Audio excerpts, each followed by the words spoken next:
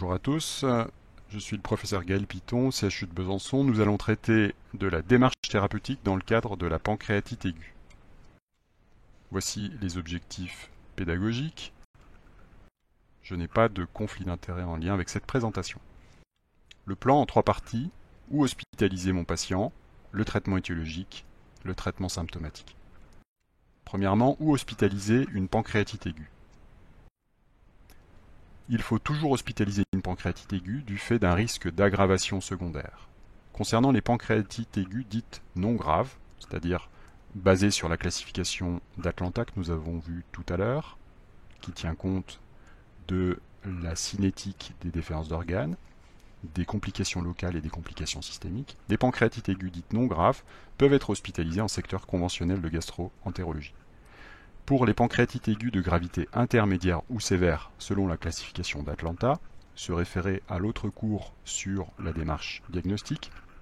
Lorsqu'il existe une seule défaillance d'organes, classiquement le patient peut être en secteur dit USC ou soins I, avec une surveillance scopée. Lorsqu'il existe au moins 2 défaillances d'organes, classiquement, il nécessite d'être en secteur de réanimation. Le traitement étiologique des pancréatites aiguës. Le traitement étiologique est bien entendu basé sur les principales étiologies identifiées. Nous avons vu dans l'autre topo que les causes biliaires et alcooliques faisaient 80% des cas. La cholangiopancréatographie rétrograde endoscopique doit être donc réalisée s'il existe une angiocolite ou un ictère cholestatique, le plus tôt possible dans les 48 heures, afin de ne pas mettre en difficulté l'endoscopiste du fait d'un œdème duodénal. La cholécystectomie doit être réalisée s'il existe une pancréatite aiguë biliaire non grave au cours de la même hospitalisation. En revanche, s'il existe une pancréatite aiguë qui est dite grave sur la classification d'Atlanta, en général, les chirurgiens préfèrent différer la cholécystectomie du fait d'un risque d'adhérence et de difficultés techniques.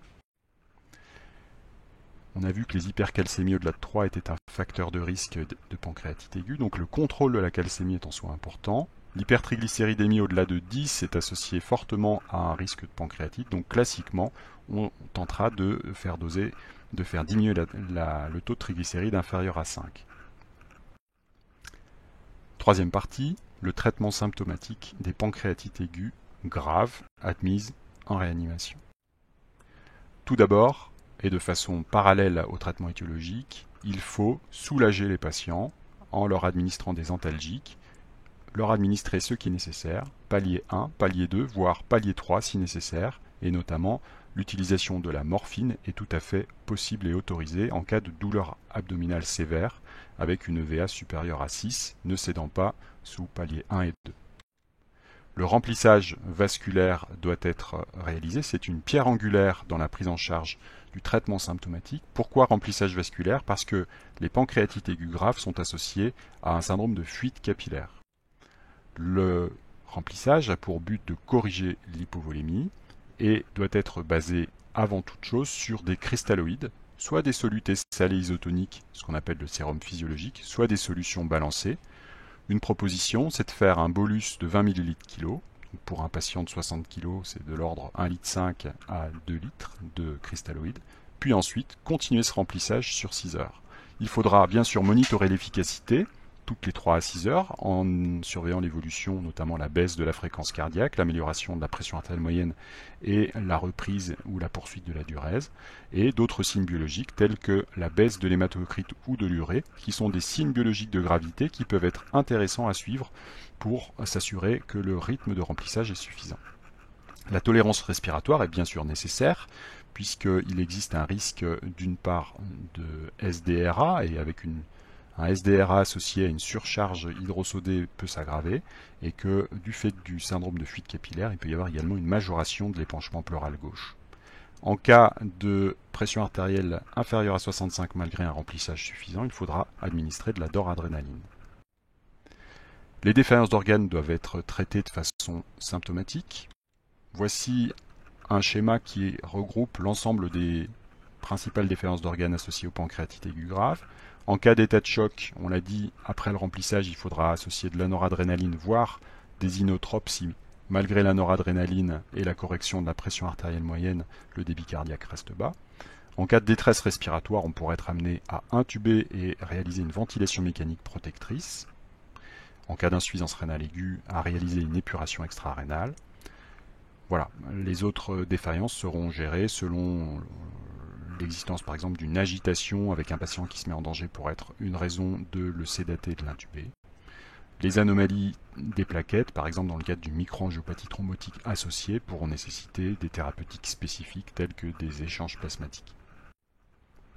La nutrition est un point important de la prise en charge symptomatique des pancréatites aiguës graves. La nutrition entérale est un élément important de la prise en charge des pancréatites aiguës sévères. Cette nutrition entérale sur sonde nasogastrique doit être débutée dans les 48 heures de l'admission avec un soluté de type polymérique.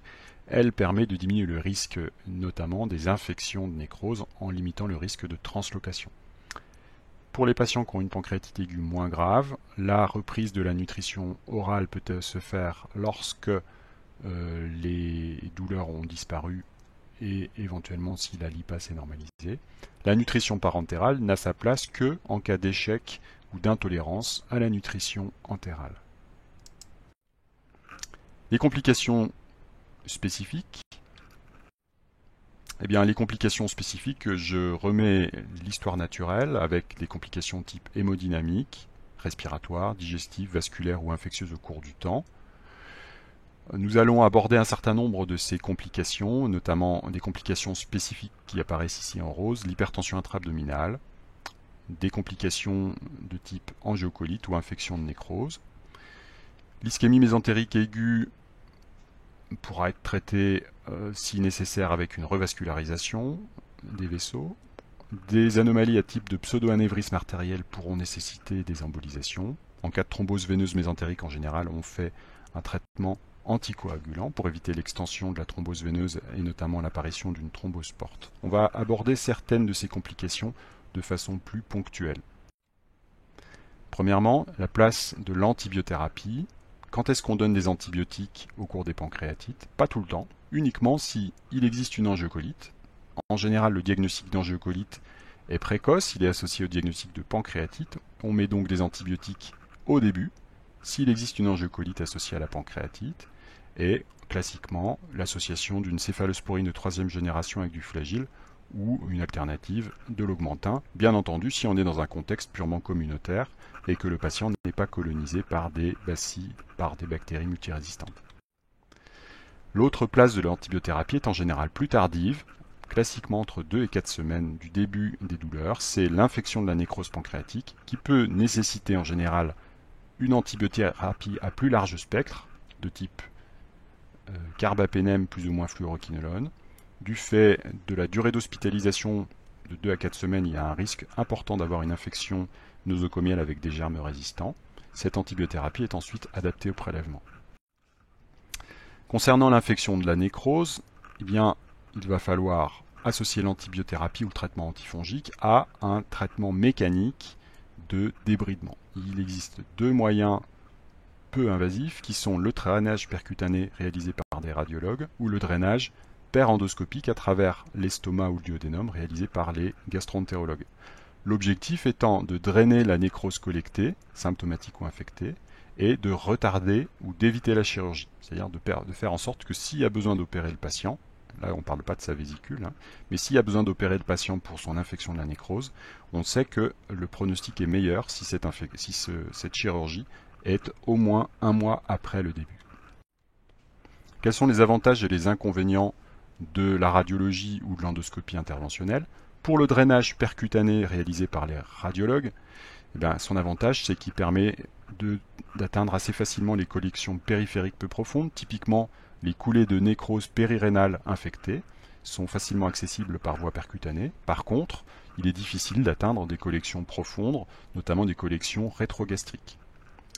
Inversement, le drainage per-endoscopique en passant à travers l'estomac ou le duodénum est tout à fait adapté pour des collections rétrogastriques, mais peut être difficile voire impossible s'il existe des collections très loin de l'estomac, notamment au niveau des gouttières pariétocoliques ou des fosses iliaques. La place de la chirurgie, la chirurgie dans le cadre du traitement étiologique a toute sa place Dans le cadre de la cholécystectomie, en cas de pancréatite aiguë biliaire non grave, on a dit qu'il s'agissait d'une cholécystectomie tôt, au cours de la même hospitalisation dans les formes graves. Par contre, dans les pancréatites aiguës biliaires graves, il faut que cette cholécystectomie soit le plus tard possible, en général au moins un mois après, pour éviter les accolements péritonéaux. La chirurgie a également une place dans le cadre du traitement symptomatique, et notamment à la phase aiguë. Une des complications qui survient dans les 48-72 premières heures des pancréatites aiguës graves, c'est l'hypertension intra-abdominale qui peut aller jusqu'à ce qu'on appelle le syndrome compartimental abdominal. Le syndrome compartimental abdominal, c'est une élévation de la pression intra-abdominale supérieure à 20 qui est associée à la survenue de nouvelles défaillances d'organes, classiquement une insuffisance rénale aiguë, un SDRA, éventuellement des complications ischémiques intra-abdominales. En cas de syndrome compartimental abdominal, il faudra réaliser une laparostomie de décompression. Enfin, la chirurgie peut avoir sa place également dans les nécrosectomies mini-invasives en cas d'échec des thérapeutiques de type drainage percutané ou drainage per-endoscopique. Voici un exemple de laparotomie de décompression pour un syndrome compartimental abdominal. Vous voyez à gauche, le patient a un abdomen très distendu. Si on mesurait sa pression dans sa vessie, on constaterait qu'elle est très élevée, supérieure à 20 mm de mercure. Il existe un badigeonnage de l'abdomen. Le patient est intubé, ventilé, profondément sédaté. La chirurgie est idéalement réalisée au bloc opératoire. Là, en l'occurrence, elle a été réalisée en chambre de réanimation parce que le patient était difficilement transportable. Il existe une ouverture par le chirurgien de la paroi abdominale qui permet de libérer la pression. Il existe en général une irruption, on voit sur la photo 3, des anses intestinales qui étaient sous pression. Cette laparotomie de décompression permet de diminuer la pression intra-abdominale, d'évaluer la viabilité des anses intestinales à la recherche d'autres complications, par exemple une cholécystite gangrénée ou nécrotique. Il va y avoir la mise en place d'un pansement de type VAC, c'est la photo 4, mise en place d'une mousse au-dessus des anses intestinales et du péritoine, et cette mousse va être raccordée à un dispositif d'aspiration, ce qui va permettre d'aspirer en continu les sécrétions péritonéales. Voilà. En conclusion, concernant cette démarche thérapeutique dans les pancréatites aiguës graves, importance du traitement étiologique et de la sphinctérotomie endoscopique dans les 48 heures en cas d'angiocolite ou d'ictère obstructif, importance de contrôler biologiquement la calcémie et les triglycéridémies. Sur le plan symptomatique, il faut soulager la douleur de nos patients, quitte à aller rapidement à l'utilisation de morphine qui est autorisée. Le remplissage vasculaire est la pierre angulaire du traitement symptomatique. Il doit être précoce et dynamique et essentiellement basé sur les cristalloïdes. Chez les patients graves, il faut mesurer la pression intravésicale pour rechercher une élévation supérieure à 12 qui traduirait une hypertension intra-abdominale. Il faut corriger les défaillances d'organes de façon générale et non particulière. La nutrition entérale précoce améliore le pronostic des patients qui ont des pancréatites aiguës graves.